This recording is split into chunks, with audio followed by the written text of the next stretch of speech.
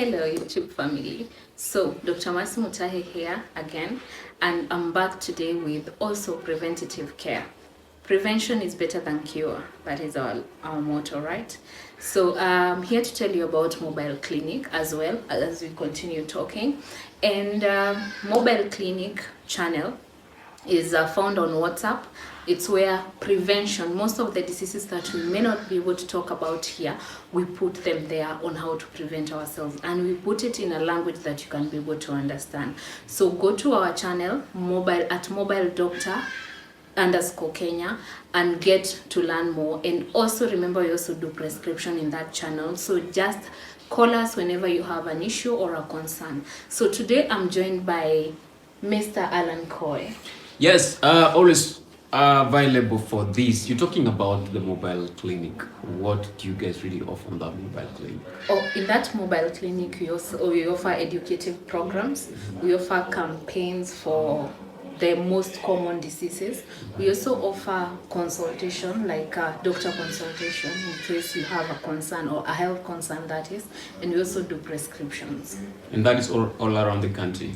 All around Kenya. So where are the places, there are other places in this country where there's no, people say, okay, people don't really say it's true. They say there's no medical awareness or maybe clinics or pharmacies there. So you guys can also reach there? Yeah, we can also reach there. And remember, it's on our WhatsApp. If you have a smartphone, just go to the update side, Google the channel called mobile doctor _ Kenya. Yeah. And are there payments that people do on the same, or is it a free? Depending, if you are in the channel, we got discounts for you.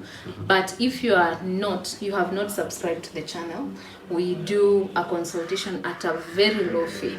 Yeah. So it's barely helping the community. Yeah, barely helping the community. So if you're there and you have all these emergencies you've been looking into or having each and every time, and you never knew where to look into, now you have a solution with their mobile clinic. Remember, she's Dr.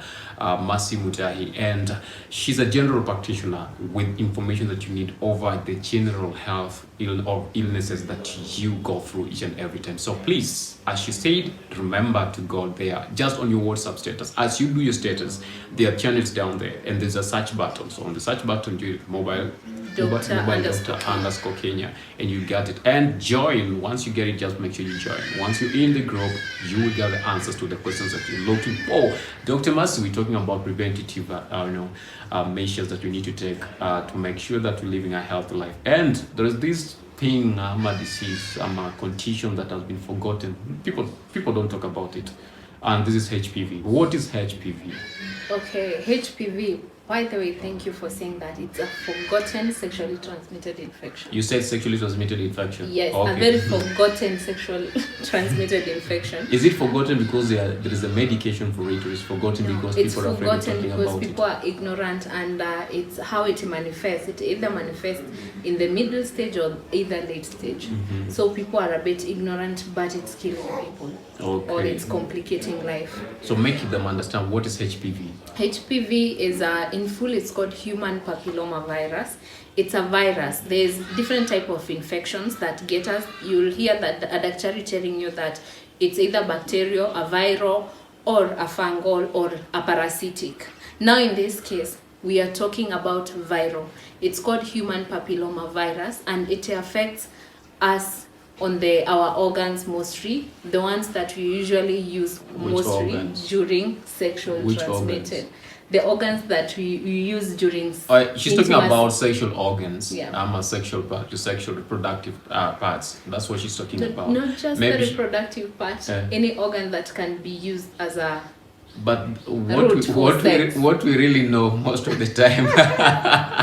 The way God created everything, created the penile and the penis in the vagina as the sexual reproductive part. So something else apart from that, it's more of a, it's not really considered to be the mouths nowadays are considered to be sexual parts. There are people who use oral sex, anal sex, and also vaginal sex. So those are prone to these diseases.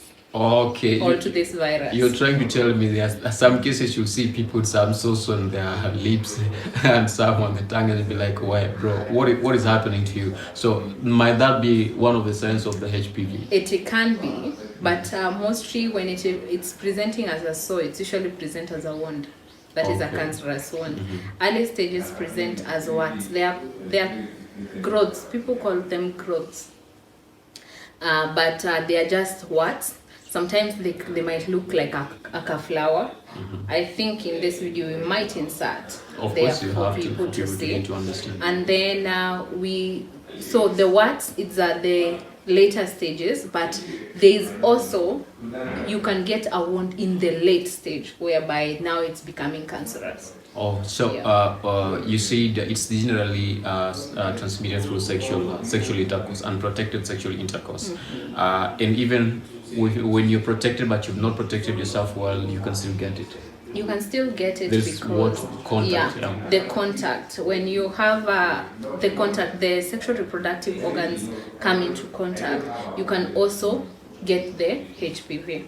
Oh, so there is much involved in this, and you said the early signs are the warts, those are some of the early signs. Those are actually, it's usually asymptomatic. You can either get it and then it goes on its own, but there's a time you'll get it and then it will develop warts, and those warts are very persistent. So if left untreated, or if not diagnosed early, they can develop further into. And as a doctor, have you ever seen such a cases? So many cases. What was your approach on the same? Okay, we do treat them. There are medication for application. There are others that we give you to swallow depending on where the wart is, and also there's another method that we usually ban. Let me use the word ban. We ban the warts around the area. Yeah. Well, and is it, when you're banning, is it painful? It's actually just irritating, but we do topical analgesics. There's a medication we apply so that it numbs the area. Oh, yeah. So watu wanaanza kuchoma kabla afike kuzimu. Okay, sorry.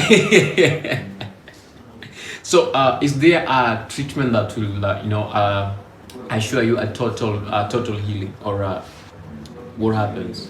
Because I know most of the viral infections, they don't really have a total healing. Early stage it will come and go because it's usually asymptomatic.